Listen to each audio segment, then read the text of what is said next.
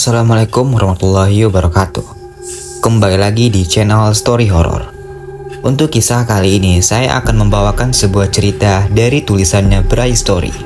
Dan untuk kisah yang akan saya bawakan hari ini yaitu sebuah kisah yang berjudul Supir Ambulan.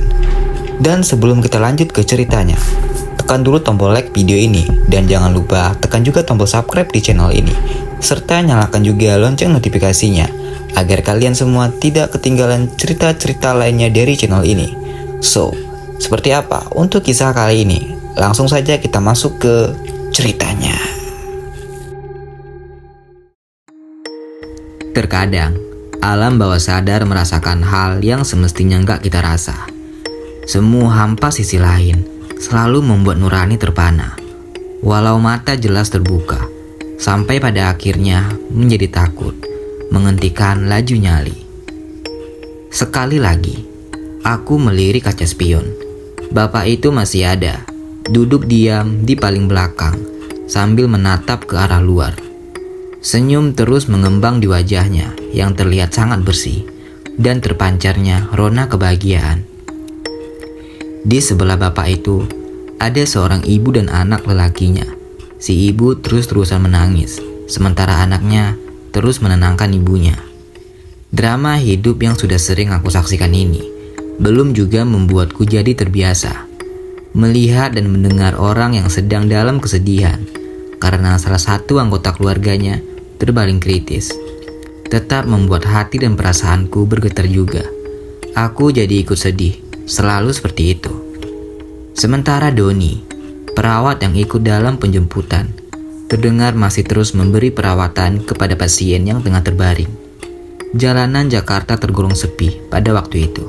Tentu saja, karena masih jam 2 pagi. Sebentar lagi sampai. Rumah sakit hanya tinggal beberapa ratus meter jaraknya. Ingin cepat-cepat sampai saja rasanya. Suara sirine terus memekak telinga, mengiringi ambulans yang sedang aku kemudikan melaju dengan kecepatan tinggi. Perempuan muda, usianya sekitar 20 tahun. Parasnya cantik, rambut panjangnya tergerai sampai bahu. Dia duduk di depan, tepatnya di sebelahku. Sejak dari rumahnya tadi, tempat aku menjemput. Dia sepertinya adalah adik dari laki-laki yang duduk di belakang, sama seperti ibunya. Air mata perempuan ini terus mengalir sepanjang perjalanan, walau sama sekali aku tidak mendengarkan suaranya. Akhirnya, gerbang rumah sakit sudah terlihat dari kejauhan. Aku langsung mengurangi kecepatan kendaraanku. Ambulans aku bawa masuk ke dalam gerbang. Ketika kami sudah benar-benar sampai, gedung UGD menjadi tujuan utamaku.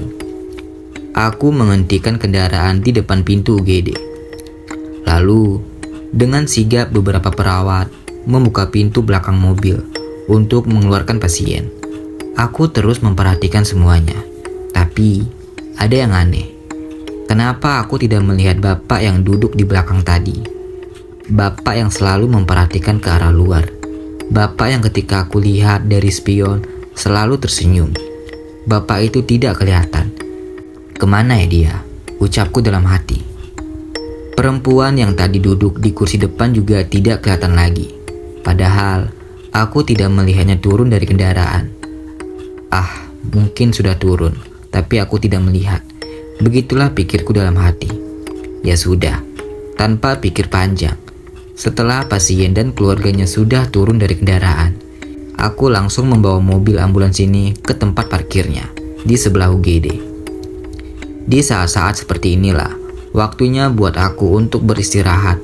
Setelah cukup lelah berkendara dengan kecepatan tinggi, akhirnya tugasku sudah selesai juga. Aku hanya bisa berharap kalau pasien yang tadi aku antarkan bisa segera diselamatkan. Aku menunggu di satu ruangan yang biasanya dijadikan tempat untuk beristirahat para pekerja rumah sakit, entah itu perawat, dokter, atau yang lainnya. Mereka juga sama seperti aku, butuh sekedar menghela napas ketika baru selesai bertugas. Dan benar, sekitar 1 jam kemudian, Doni masuk ke dalam ruangan. Perawat yang menjemput pasien denganku tadi. Enggak tertolong, Mas. Pasien yang tadi kita bawa sudah meninggal dunia. Doni bilang begitu ketika baru masuk. Innalillahi, ucapku. Sedih sekali aku mendengarnya. Tadi saya ngobrol sama anak laki-lakinya. Sepeninggal almarhum ayahnya, sekarang hanya tinggal dia dan ibunya saja. Lanjut Doni. Hah? Tinggal berdua? Kan masih ada bapak dan adiknya yang ikut kita tadi, Don. Ucapku sedikit protes. Mas Hanto ini gimana sih? Yang meninggal itu bapaknya, sedangkan adiknya sudah meninggal juga 2 tahun yang lalu, sakit katanya. Kan tadi ada bapak-bapak di belakang bareng kamu, Don. Bareng pemuda laki-laki, ibunya, dan adik perempuannya yang duduk di sebelahku. Mas, tadi itu saya di belakang cuman bareng anak laki-laki pasien dan ibunya. Tidak ada bapak-bapak. Doni mulai agak tinggi nada bicaranya. Terus, bapak yang duduk di paling belakang itu siapa? Berkumis, agak gemuk, rambutnya sedikit ikal. Ah, Mas Hanto halu nih. Yang digambarin itu mirip sekali dengan pasien yang meninggal tadi. Beneran Mas, saya tadi cuman bertiga di belakang mendampingi pasien. Terus, yang duduk di depan, di sebelah saya siapa? Perempuan muda cantik loh, tanyaku lagi. Sepanjang jalan tadi, tidak ada orang yang duduk di depan. Mas Hanto hanya duduk sendirian, mengendarai ambulans. Kami semua di belakang. Tidak ada yang duduk di depan selain Mas Hanto. Begitu ucap Doni, dan dia sama sekali tidak bercanda. Perkenalkan, aku Anto, bekerja sebagai supir ambulans di salah satu rumah sakit besar di Jakarta. Profesi ini sudah aku geluti sejak tahun 2009. Sudah cukup lama. Awalnya, ini memang bukan jadi pekerjaan yang aku inginkan. Sama seperti kebanyakan orang, aku juga ingin bekerja kantoran.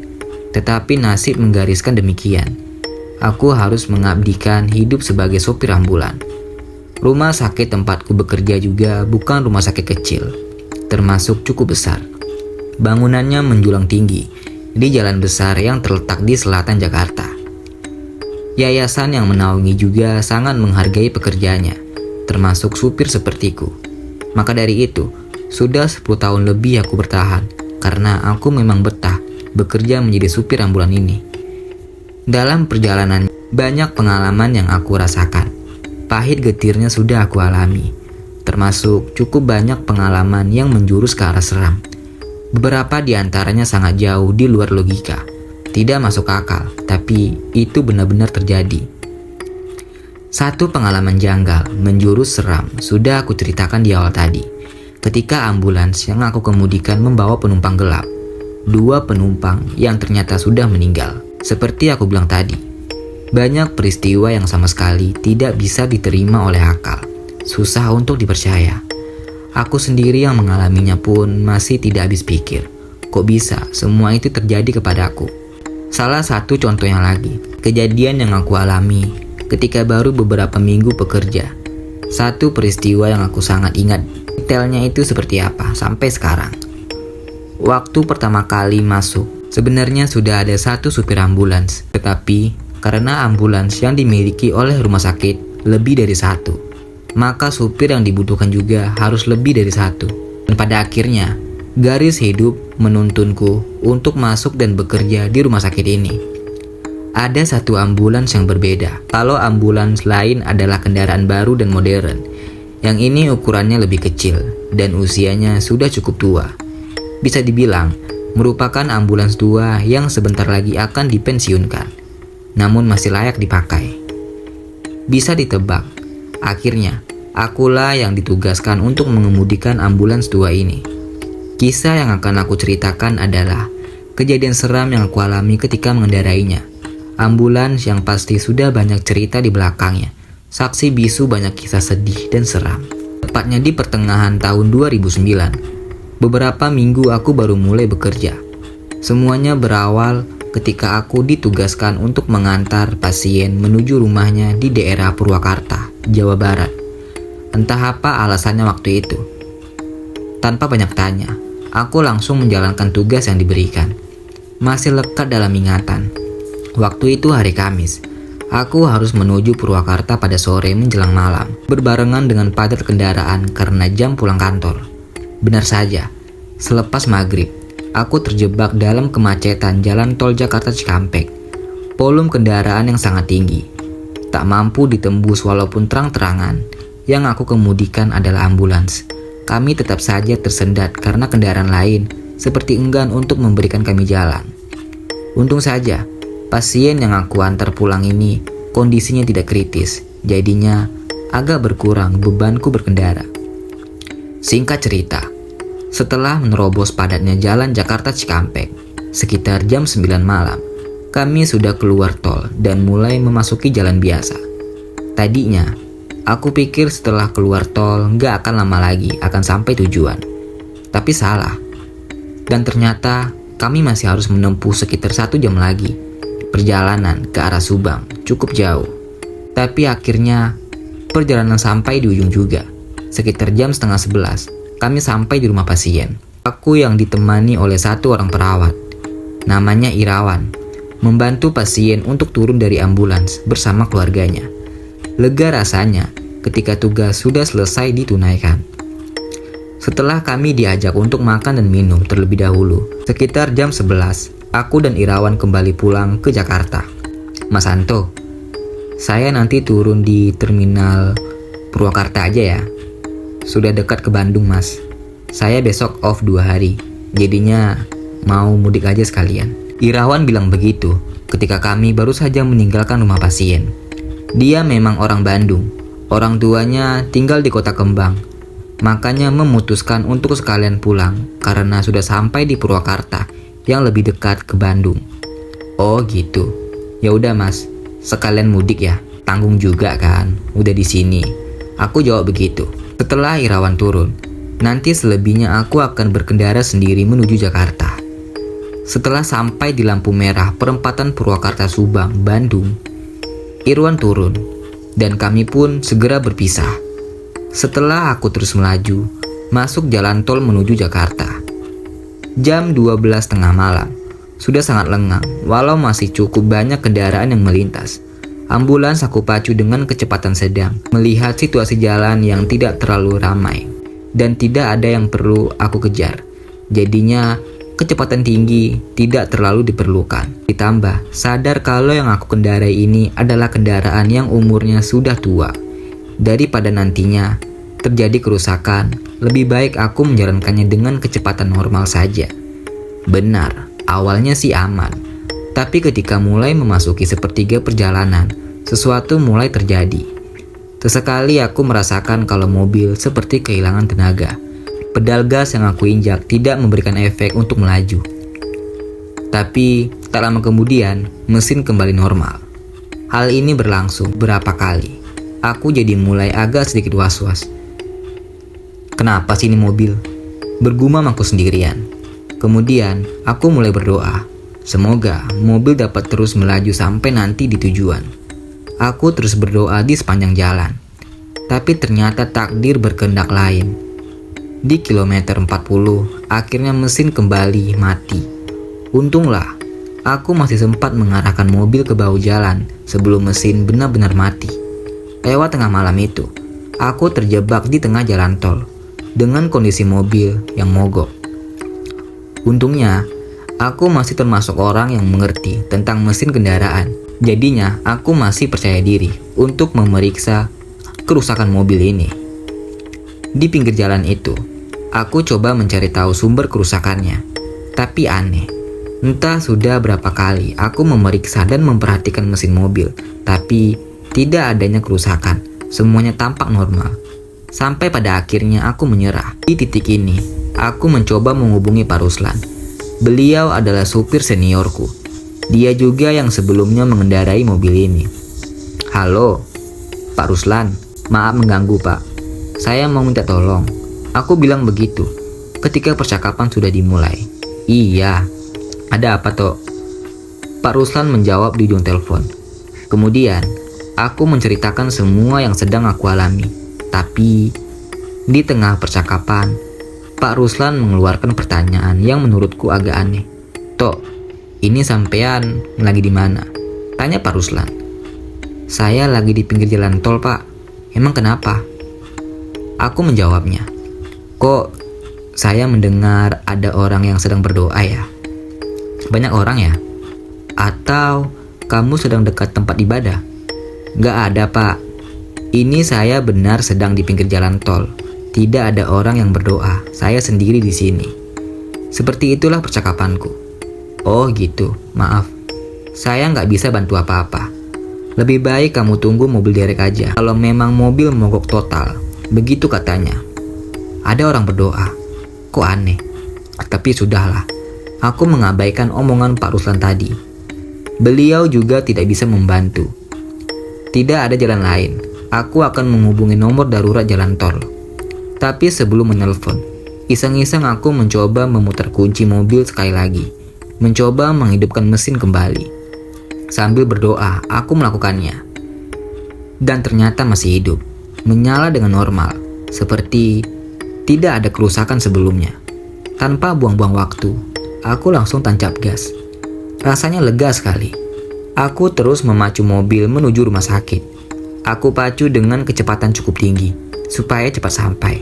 Tapi, ketika persis sebelum aku masuk ke tol Jor, lingkar luar Jakarta, ponselku berdering. Ternyata istriku yang menelpon. Halo, papa di mana? Kok belum pulang juga? Ucap istriku. Masih di jalan, Ma. Tapi sebentar lagi sampai kok. Ini udah di tol Jor. Papa sama siapa di mobil? Kok ada suara orang berdoa? Ada pasien kah? Ucap istriku. Aku sangat kaget mendengarnya. Karena istriku menanyakan hal yang sama dengan pertanyaan Pak Ruslan tadi. Orang berdoa. Nggak ada, Ma. Ini papa sendirian. Ya sudah, udah dulu ya. Nanti bapak langsung pulang begitu sampai rumah sakit. Orang berdoa. Kok istriku dan Pak Ruslan bilang kalau mereka mendengar ada orang berdoa di dekatku. Padahal aku benar sedang sendirian. Ah, ya sudahlah. Mungkin ada gangguan pada ponselku. Tanpa berpikir yang bermacam-macam, aku terus meluncur menembus lengangnya jalan tol. Hal aneh berikutnya terjadi. Pas ketika aku sedang melintas di depan terminal Kampung Rambutan, kira-kira setengah jam menuju rumah sakit, tiba-tiba sayup aku mendengar ada orang yang sedang berdoa. Bukan satu, tapi ramai. Awalnya aku pikir suara itu berasal dari luar, tapi ternyata aku salah. Suara orang berdoa itu asalnya dari dalam kendaraan, tepatnya di bagian belakang mobil. Sontak bulu kuduku langsung berdiri. Aku merinding. Suara doa itu semakin lama semakin jelas terdengar. Tadinya, aku tidak berani untuk melirik kaca spion. Aku takut kalau ada pemandangan seram terlihat di belakang. Sementara itu, suara orang-orang itu semakin jelas terdengar. Entah apa yang ada di pikiranku. Akhirnya, rasa penasaran memaksaku untuk melihat kaca spion. Saat itulah, aku melihat semuanya. Di belakang, aku melihat ada beberapa orang sedang duduk di kursi yang memanjang kanan kiri. Mereka semua berpakaian gelap sambil membaca kitab suci di tangannya. Sementara di antara mereka, di tengah ada terbaring jenazah berbalut kain putih menyerupai pocong. Walaupun hanya beberapa belas detik melihatnya, tapi tubuhku langsung lemas seketika. Jantungku berdegup kencang. Aku sangat ketakutan. Sepanjang sisa perjalanan, kaca spion aku arahkan ke atas supaya aku tidak melihat lagi ke belakang. Tapi tetap saja, suara-suara bayi doa itu masih terus terdengar. Terus terdengar sampai aku tiba di rumah sakit. Sesampainya di lingkungan rumah sakit, aku langsung memarkirkan mobil ambulan itu, lalu turun dari kendaraan dan lari menjauh. Setelah cukup jauh, aku langsung terduduk lemas di depan pintu masuk UGD. Dari kejauhan, aku masih bisa melihat ambulan terparkir dalam gelap. Setelah aku perhatikan benar-benar, ternyata ada pemandangan aneh. Aku melihat ada bayangan hitam turun satu persatu dari pintu belakang ambulans. Kemudian mereka menghilang masuk ke salah satu gedung besar rumah sakit.